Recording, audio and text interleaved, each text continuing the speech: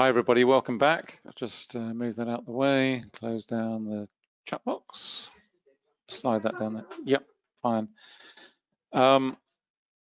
Back on cable, and what I wanted to show you a couple of things which really highlight the, let's start with, let me start with this. It's the 15-second.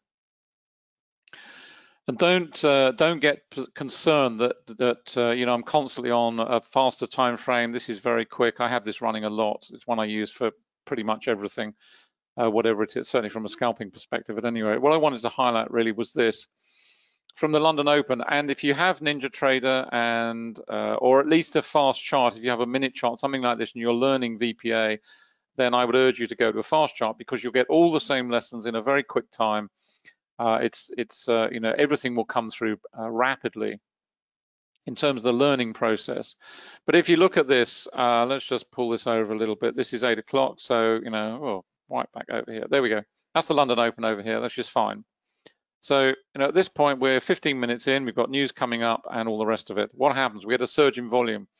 Then you start to look at candles in relation to their volume, and in the context of anomalies. Is price action in agreement with volume? Is it in disagreement? Is it buying? Is it selling? You know, what is going on here? And the sort of candles that you know immediately catch your eye are either very low volume ones like here or very high volume ones like here. And if you just take this high volume example, we're in the same session period, so we're comparing like with like. In other words, apples with apples. We're not jumping a session and looking at something that went on some time ago and trying to you know get some analysis from that. We've got rising volume here, which is fine, but when you start to look at the volume underneath it, look at the volume here and the price action. It's pretty narrow, huge amount of volume, biggest volume on the chart. You can only conclude one thing, that there is a massive amount of selling going on in this candle. There has to be, because if there weren't, this candle will be off the top of the chart here. It'd certainly be wider than this one, because if you look at this in terms of volatility, in terms of volume associated, and in terms of the volume going into this candle, should be 2 or 3 times the height.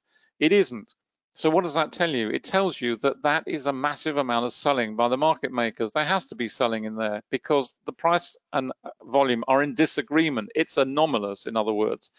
So don't expect the market to, you know, roar up higher from there. It's going to, at the very least, congest into further congestion, which you do indeed see. We've got similar sort of repeat patterns here.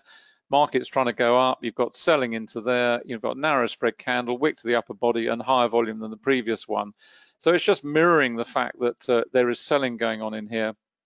Market rolls, bear in mind this is fast time frame. Then we see a volatility trigger come in. Again, we've got high volume under here. Now we're into congestion phase. But in addition to that, just pulling in other elements of VPA, we've also got the volume point of control up here, but we've also got support and resistance building here. This ceiling here, which is building, we broke through it here. It's now developing more strongly. It's been tested, retested, so it's developing into a strong area. Now, if the market breaks through that at some point in the future, on a 15-second chart, that could be in the next few minutes. But if it breaks through that level, then you've got a nice platform support in below and you've got volume falling away up here. So the market's going to move through there pretty swiftly. What you also saw there is another facet of the volume point of control. It moves. It doesn't sit anchored in one place forever. It is constantly moving around depending on how this volume profile is building and rebuilding the whole time. So it's something that will relocate to the next area. Once price reaches that level, congests, and then as Anderson starts to move away into developing a trend, then the volume point of control ultimately will move according to where the next volume profile starts to build. At the moment on the 1-minute chart, we're up here still. We're now starting to break away into this bearish phase of price action, which looks as though it's developing. We've got a low volume node coming up here. But the other point I wanted to make about traps is not only do we see trap moves at the open, we also see trap moves associated with news. It's classic, and you know, let's be honest about it. If you were a market maker, then you would be doing exactly the same thing. You would be taking advantage of every single opportunity that comes along through the day. Session crossovers are fixed in time, so they're always the same. News is fixed. You know when it's coming up. There's all sorts of other opportunities as well, but this is another classic. We had the volatility trigger. market congests, reverses. We're still in this congestion phase within the band of the price action, if you will, of this initial trigger on news. So you will see this all the time in all time frames. And if you drop back down onto our 10-minute chart where we were earlier on, what have we got there? Volatility trigger, trap move. Traders will have jumped on that on the news thinking, yeah, the market's going to rocket high, it's going to take off. Now, what are they sitting in? They're regretting that decision. We're into volatility and we're into congestion and a possible reversal back down to where? Probably down to the volume point of control again.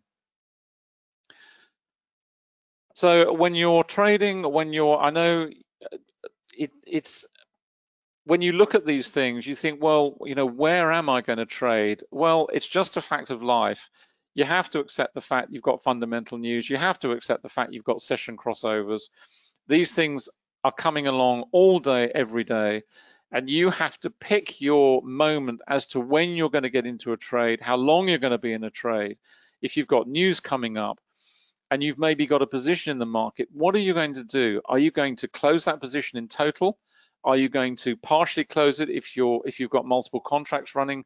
What are you going to do? If you're not in the market, do you wait?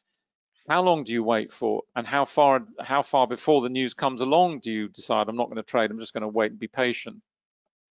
Those are all the things you have to ask yourself constantly all day long. It is an ongoing process. Now, if you're a longer term, that's really from an intraday perspective. If you're a longer term trader, if you're looking at the dailies, then these things become far less important to you. I wouldn't say they're of no significance, but in terms of your position, you're not going to be worried about what the fundamental data is in the next 5 minutes or what the US markets are doing in the next 5 minutes. It's just not on your radar because you're trading such a slow time frame that all that news will be automatically buffered into your position. You will have a much, much wider stop loss. And therefore, the reason you have that is to allow for all this buffering that goes on intraday, this constant flip-flop in sentiment, constant reversals, constant back and forth. You are holding a completely different position in the market. It's as simple as that. So from an intraday perspective, you have to make all these decisions, which is why a lot of traders migrate to slower timeframes because they might find it stressful. You might not have the opportunity to sit in front of a screen all day long. You might, have a full-time job, which we always advocate when you're learning this stuff. And the key point is this: you have to find out what works for you. And within the forex trading program, the module that we always urge all our students to start with is the psychology of module. And we get occasionally grumbles and moans, and I want to get to the indicators and charts and blah blah blah. But that is the place to start. And the reason it's so important is very simple, because if you understand your strengths and weaknesses, if you understand what is likely to suit you from a temperament perspective, you will give yourself a far greater chance of success. Find out what works for you, because if you're not comfortable trading fast time frames, scalping, whatever, then you're just not going to make it, because you'll be uncomfortable. And if you're doing something you're uncomfortable doing, then you're not going to enjoy it and you're not going to make money. You have to settle on what suits you. And within that module, there's a complete analysis profile that you do yourself. You find out all about yourself. You understand about psychology. You understand about all the fears and emotions we will go through, how to manage them better, and really to manage, to play to your strengths and manage your weaknesses, which is really what it's all about. I'm going to stop there because we've been going a little while now. Let's just pop that up again. That's the 5 minute. That's where we are. We're in congestion. We've got the volume point of control here. And I suppose to answer the question that I'm asking is, well, what do you do now? If you're not in the market and you want to, you're thinking of getting into this, you believe this is going to go higher, dollar's selling. I'm just looking over in terms of the VIX, just pull that over before we wrap up. This is the one that I have. You should have this everywhere, whether you're a longer term trader, whether you're an intraday trader, whether you're scalping on the very fast time frames, you've got to have this chart up somewhere. If you don't have it, like I have it here on TradingView, but if you haven't got it, go to investing.com. They've got all the markets there. You can have it there. You can see what's going on. What is going on at the moment? The VIX is falling. What does that tell you? It tells you it's risk on sentiment at the moment. That may change in the next 5, 10, 15 minutes. That's the way the markets are right now. And if you flip over onto the indices, let's have a quick look at calling on the indices. There we go. What have we got? That's what we're seeing right now. It's the YM, the NQ, and the ES. This is the rampaging NQ at the moment. Just pop that up full size for you. There we go. It's rampaging out into new high ground. Very different from these guys. This is the Dow 30 YM. We're still trading inside the volatility indicator here. So, in terms of context, that is unusual. As Anna said, right at the start of the show, the NQ is really the one that is leading. But I have to say, the S&P 500, this is the ES, this S&P 500, this is on the volatility. So we're still trading inside that range of that candle. That doesn't look strong. If this is going to pull everything higher, so be it. But at the moment, we've got congestion building pretty strongly on the other two indices. So it's going to have some serious volume driven into that market to drag the other two higher. Not so much the YM, which tends to be a fairly restricted market, albeit obviously these are global companies, but there's only 30 of them. But if you go down to the S&P 500, you've got 500 of them. So, which is the more representative index, if you will. So that's what's going on there. Just call in onto the indices, currency indices. Where are we? If we can find them quickly. There we go. That's what we're seeing right now. This is on, just to remind you, 5 minute. This is the yen. So we're seeing some reasonable selling in the yen now. That's reflected obviously in terms of risk. We've got selling of the dollar. We've got the pound in congestion now. We've got the euro, had that move higher, and that's gone back into its shell now, flip-flopping around in terms of congestion phase. And finally, just back to where we were in there we go. And all of that is reflected obviously on the multiple strength currency CSIs. There we are. That's what we're seeing right now. Dollar's still selling off over on the 15 minute. Euro's still climbing here, but it started to roll over on the faster time frames 3 and 5. Yen's selling, little bit of congestion here. So that's what we're seeing in terms of the currency strength indicator right now. And we've got congestion building. As you can see, we've got the pound falling with the dollar here, pound falling with the dollar, pound falling with the dollar, pound, and this is starting to roll over a little bit, possibly to reverse lower. So, that's the reason we are seeing congestion right now in cable. No great direction. The direction that was there has now dwindled away. And, we're back into the congestion phase and we have to wait and be patient. So there we are. That's it. We are going to have to run. We're going to grab some coffee and take little Bertie here, who's curled up beneath me in the bed, all ready for his morning walk.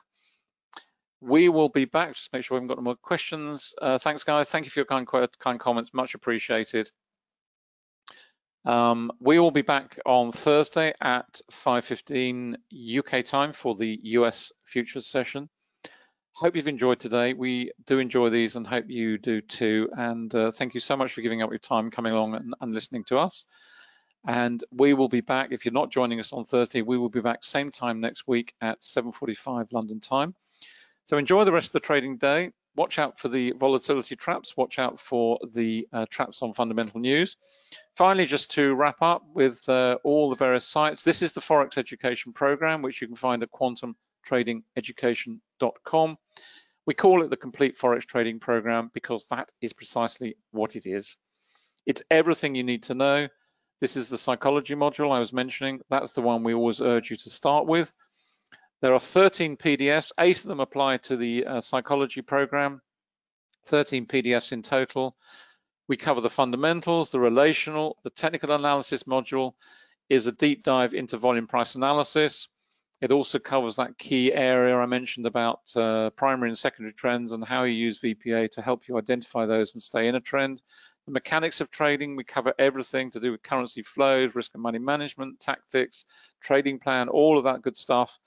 There's 200 hours of video, over 200 hours of video in here, VPA chart examples, how to use the indicators to get you up and running quickly, how to pull it all together, topic webinars, there's loads of topic webinars, trend trading, breakout trading, do you want to trade reversals? What is your tactical approach to the market? A vast array of webinar libraries, Q&As with Anna and myself that we recorded, and then we've got a resources section as well. And finally, down at the bottom, you can join, as Anna mentioned, the VPA trading room, hosted by us. We're there pretty much all day, every day. And we also have a great bunch of students in there who give freely of their time. We have experienced traders, less experienced. It's a very friendly group. We are all there to make money, to support one another. It's as simple as that. So it's just part and parcel of what we do in the program. In terms of the indicators, you can find them all here at quantumtrading.com, MT45, NinjaTrader 7 and 8, and TradingView. We are getting pretty close to, we're just recording videos, we're building support pages for TradeStation, that's 9.5 and version 10. 9.5 is the relationship between interactive brokers and TradeStation. So if you have an IB account, it's a fantastic way to drive, to actually trade through the TradeStation platform. You just link the two together. It's very simple to do, and it's just so powerful. It gives you the advantages of TradeStation, which is a fantastic trading platform, with the benefits of trading a deep discount broker like Interactive. So that's coming shortly. And then we've got TradeStation Securities version 10, which is the other version, which gives you all the bells and whistles as well. So the two of them will be coming out together. And of course, if you have any indicators and you want to transfer over to TradeStation, it's free of charge. We do that for all our customers. There's no charge. We just simply arrange it all for you, because we believe, what we believe in is that once you've invested in something with us, then you should have the opportunity to use that on whatever platform you choose that we have available, and at no cost, because you've invested, and we just want to manage just to help your investment. We're not going to charge you any more for that. We just want to make it all manageable for you as your trading experience grows and develops. On TradingView, we're going to drop back on there. It looks as though we can pull all the other indicators across to that as well, because they've updated the Pine script, which is fantastic news. Once we've done that, we'll then be probably going on to multi-charts as the next one, a next logical one for us, and then we've got others in the pipeline as well, which we're looking at. That's Anna's site, annacooling.com. You'll find all the books there in Kindle and paperback, all on Amazon, so you can hop over there, and there's thousands of reviews now across the lot, so we are very grateful for that and very humbled by it as well, because a lot of traders have discovered this methodology and are now making consistent profits, whereas before they were struggling, and it's just down to one thing: volume. Thanks very much. I'm going to wrap up and run, and Anna's waving goodbye. So have a good day. Enjoy the rest of the trading day and the rest of the trading week. And we will see you either on Thursday or back here next week. So thank you again, and bye for now.